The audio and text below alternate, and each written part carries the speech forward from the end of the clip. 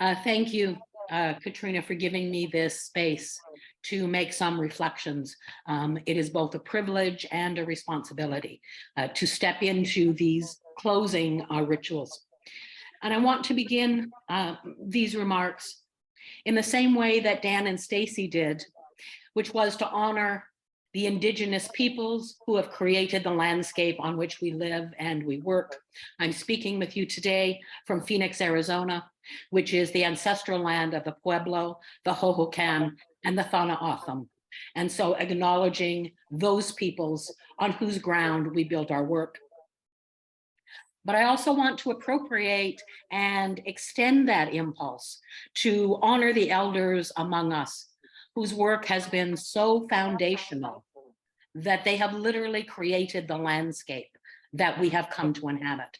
And while there are many elders among us, I'm looking at several of them on the screen right now that we have just heard of, the ones that I want to pay respect to and ask you to today are our three keynote speakers, Stacy, Dan, and Ken. Stacy, we share a love of literature.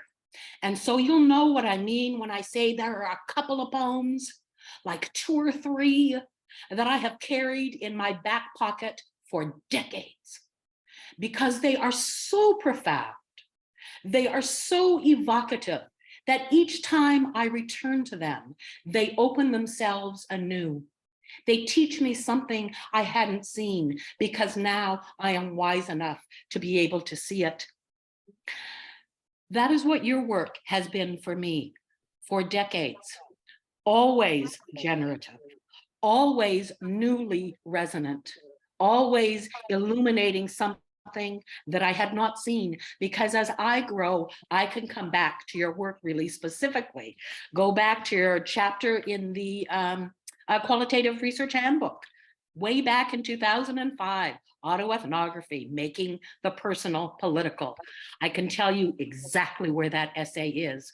And there is not a project I have begun, and surely not a grad student that I have worked with, to whom I have not said, Stacy, start with Stacy, then we will have a conversation. And for that, we are in your practice, in your debt. You are surely a cornerstone of our method. Dan, if Stacy provided a cornerstone, then you have engineered the speculative blueprint for what radical arts pedagogies could be. Wildly creative, insistently multimodal, fiercely politically transformative. The scope and the breadth of your writing is without peer. And yet your spirit of generosity always makes anyone who comes to you feel as if they were your peer, as if. I will never forget the first time I was introduced to you. It was at QI. I was sitting in the front row, sitting down, and someone said, introduced us. And you bent down and looked at me and said, I know you. And I thought, holy shit, this icon knows me. And always your welcoming gesture to make us all feel that we might be nibbling around the landscape that you have set for us. Yes. Can. Oh, what a mind you have. Our colleague Ron Pelias used to say his favorite thing in the world was listening to an extraordinary mind, thinking out loud in public. And surely you embody that. You are able to soar in the highest ether, in philosophical pyrotechnics, what you referred to in your presentation as the wild and free creation of concepts, and yet you keep your feet so firmly rooted in the everyday. In the Cornish coast, that is literally coextensive with your body, in the environmental justice and the causes that you are always behind, and in the working class folk with whom you always make community and feel at home. You make me work harder than anyone I know to try to follow where you are going. But there's no one whose work I would rather surf those intellectual tides with. The three of you, Stacy, Dan, and Ken, you are giants in this field, in this method. We stand on your shoulders with gratitude and awareness of that debt. May we pay it forward. A note of thanks to those who make this gathering possible. First of all, Katrina, a virtual Amazon of energy, of inclusiveness, of nurture in all the ways that matter. We all have a story, and we all know that we wouldn't be here if she were not laboring tirelessly to create this space, to curate it with such faith in what is possible and who can be included. And to our infrastructure, Candace and Jesse, the people who have make it run. And anybody who's ever worked in theater knows the most important person in the production is your stage manager. Because at those moments when things are chaotic, that's the person who can say, I got it, it's handled. And that is what you have done. Thank you for your expertise and your good cheer as we have worked our way through this conference. Reflecting on the conference itself. Oh, I wish I could be in two places, in Bristol with you, as well as here in Phoenix. I wish I could have been simultaneously in two sessions at once, rather than having to choose one and missing the others. And quite honestly, I wish I could still be in bed at some of those 1 o'clock in the mornings when I came here and turned on my computer. But while it may be true, Ken, that a body is a fluid and indeterminate process of always becoming, one's flesh is decidedly singular and limited. So what's a body to do? And I want to take that seriously. What is bodying doing? For me, it's showing up. That's what I can give. And I hope what I give to you. I can give you my labor. I can give you my commitment to get up at 1 o'clock in the morning and turn on this screen, to be present, to wake up, to show up, to listen with 100% of my attention. And when invited, to try to reflect and respond in ways that I hope will uplift and encourage. And I hope that I've done that. And I hope that we all will do that. Make the commitment to show up, to pay attention, to be in the ways and spaces that our attentiveness and our attunement to the timbre of others' voices can matter, because that is what a body can do. I want to end with just two reflections, two generative metaphors that have been vibrating with me across our time together. And a shout out to Jamie, because they come from the workshop, the wonderful workshop on differently bodied beings that I took with him on that first day, where he asked us to think about the embodiment of non-human beings or creatures, and particularly animals. And because I know he loves birds, the first one is a bird image. Is it useful, or might it be generative, to think about conferences as murmurations? Now, some of you that may not be a familiar term. A murmuration is a flock of birds, specifically in the US, we would say starlings. And I know they're also indigenous to throughout Europe, that fly together, usually right about dusk as it is turning into evening. And they are shifting shapes in the air. And this is not birds as formation, as in to fly in formation, the way a pack of geese might, for example, follow its leader pointed toward true north.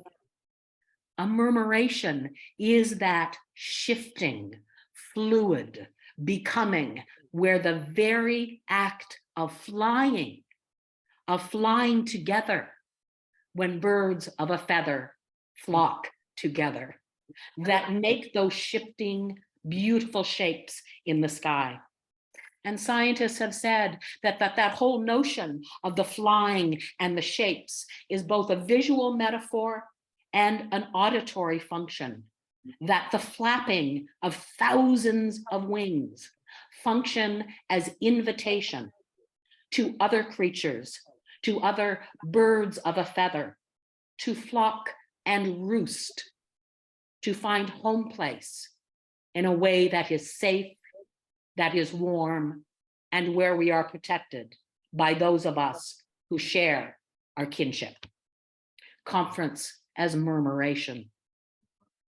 And perhaps we might think of presentation as echolocation, as a way of sending out our voice into the darkness and hoping that it is echoed back. And by virtue of that call and response, that sounding and echo, we find our place in the world. We are able to orient our bodies, our labors around the obstacles and the challenges and the home places that we might confront. So I'll leave you with that word, giving us time to be able to talk afterwards. May you find a flock to fly with. May you let your communal labor, your wing beats, act as invitation to others, that this is a place where you might roost in safety and in harmony. May you send your voice out into the darkness. May you be the sound and the echo that helps others locate themselves in the world. And may you quite simply show up, pay attention, speak with kindness, because it matters. And sometimes it is the only thing that matters. Thank you.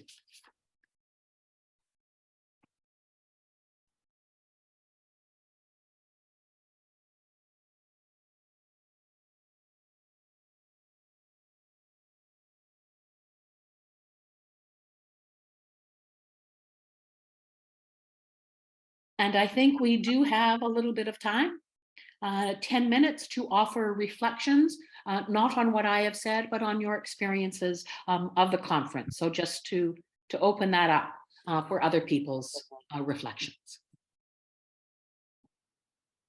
Elyse, we're going to have to move out of the room. So can I encourage you to stay online and speak and reflect while we try and get out of this room on time?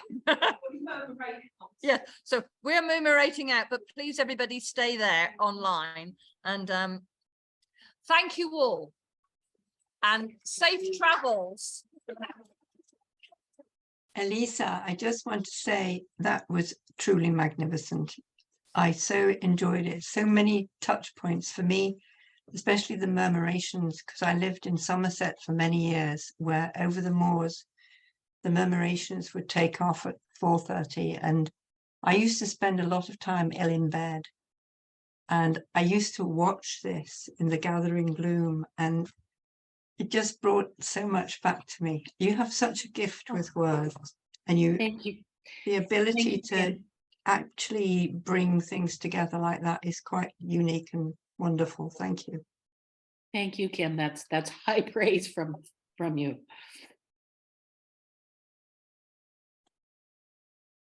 I'd like to say that I feel very emotional. And I've put in the chat there that in my process of writing, I kept going back to my supervisor and I kept saying, well, I'm not sure this is it. I'm not sure this is it. I'm not sure this is it. And then so I just, and I sent it, my abstract, to Jessie. And Jessie sent back and said, oh, they've accepted it. And I was like, oh, heck, that means I've just got to show up. Like, just what you did and you said, and that means I have to do it. And I'm like, yeah, I did. And I didn't ever really think that what I had to say was worthy, or that I had, like, my abstract and my presentation said that I was worthy enough to have a voice. And so when you said that it echoes out and then comes back, and I think that's what you've done just now. You've said, show up, speak and fly, and then that will come back. And I think you came back to me then. So thank you. Joanna, your presentation is one that I will hold. It was superb. Superb. If I could have a copy of it, I would. Please continue to do that work. And should anybody doubt you, you can just sick all of us on that. Joanna, it was lovely to see you here today.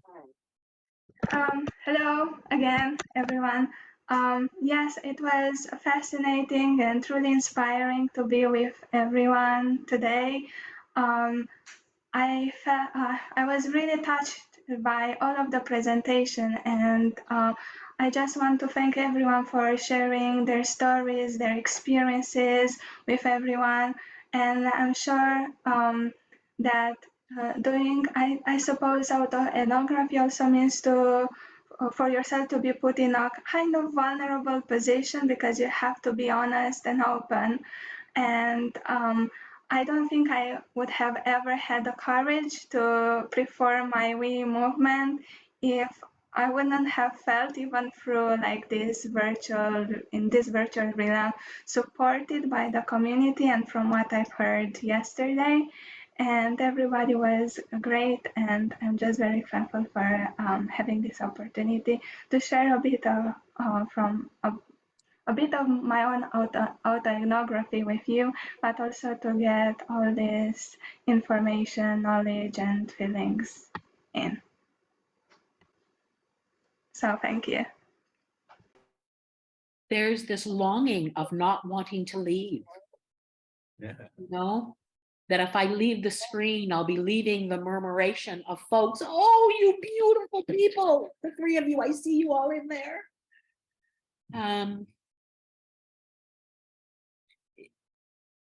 What you create here in this conference is truly extraordinary, Katrina. Truly extraordinary every time. Elyse, can you hear us? Oh, can you hear us? Thank you. Thank you for being with us. It's so wonderful. We appreciate it so much. Bless you. Right now, it should I work. think we're It is. working. We I think got we've it. got it. We got it. We don't know what to say, but we love you. We love you. You gave us such a gift. And you were like the North Star all for both days, just guiding Yeah. us, just there. The for us. murmuration's heading to the North Star. Yes. Beautiful. You're beautiful. Thank you, Elyse. Beautiful. Take We love care, you. Elyse. Hi, everybody. Hi, Art and Carolyn. Carolyn. Hi, Kim.